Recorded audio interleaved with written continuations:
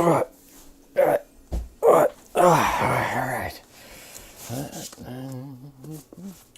Oh, why hello there. Looks like you caught me putting some books away. Just got done with a little bit of a book haul at my local Goodwill, and we have quite the bounty.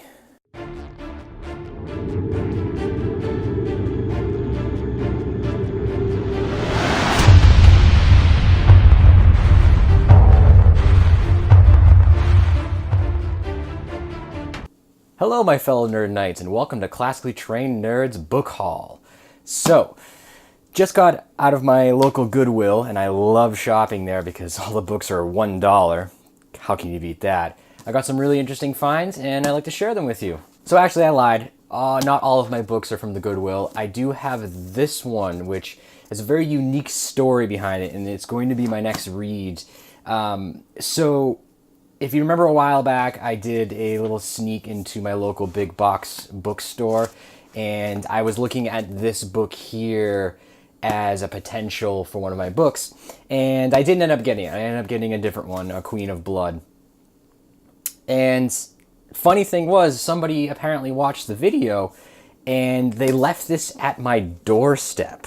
So with a little lovely note on it saying, from the best fan in the world or something like that. I have the note somewhere, but it was really cool. So in honor of that, it's going to skip up into my TBR and it will be my next read. So stay tuned on a review on this bad boy here. And this is A Gathering of Shadows by V.E. Schwaub.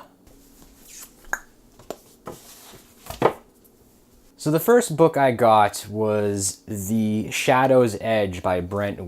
Now, I have read this series, which is the Night Angel trilogy, and it's one of really good intro trilogies into fantasy. So if you're new to fantasy, I would definitely highly recommend it. Now, this is book 2. I don't have book 1 or book 3 because, as most people know, that when you borrow books, you run that risk of people never returning them, and that's what happened to me. So I saw this book for $1, so I had to pick it up.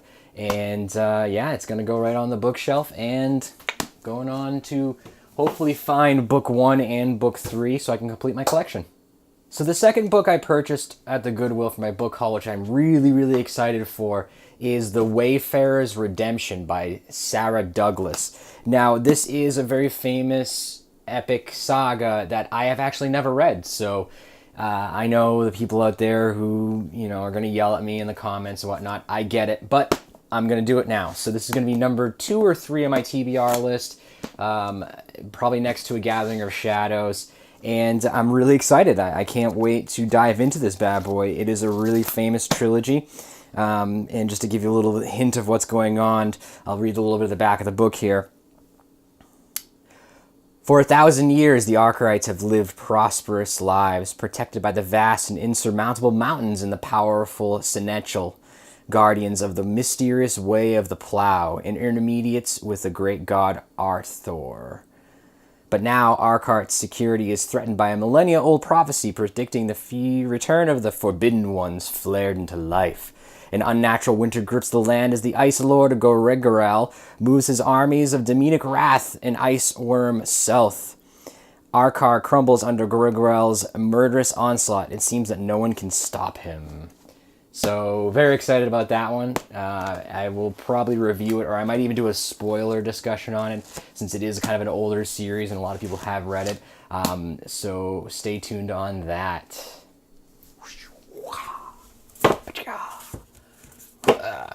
Into the bookshelf it goes. So as most people know, I am a sucker for Star Wars. So I found this. It is Star Wars Fate of the Jedi, the Vortex. Now, this was uncanonized since the redo of the series. Since Disney bought out Star Wars, they kind of scrapped all the books, both past and present. And I'm a little upset about that, but regardless, it should be a good, fun read. Now, it takes place after Return of the Jedi. In a stunning turn of events, Luke Skywalker and his son, Ben, joined forces with members of the Sith Armada sent to kill them, and turned their combined might against the monstrous Abeloth. But with one menace dealt with, a new and even more insidious threat looms.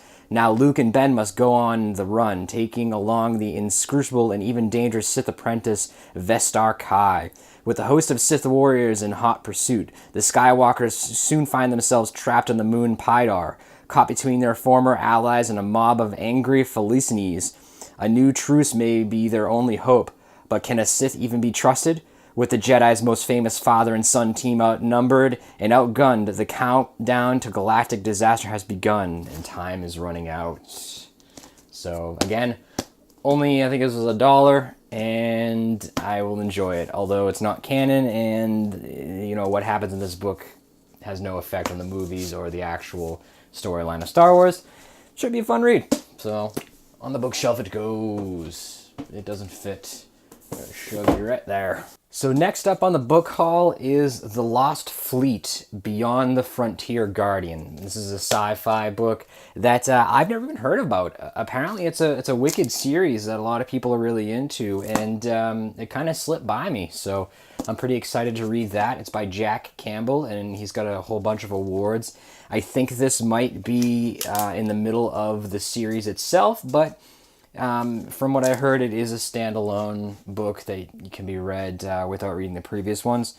But to give you an idea, Admiral Geary's first fleet of the Alliance has survived the journey deep into the unexplored interstellar space, a voyage that led to the discovery of new alien species, including a new enemy and a possible ally.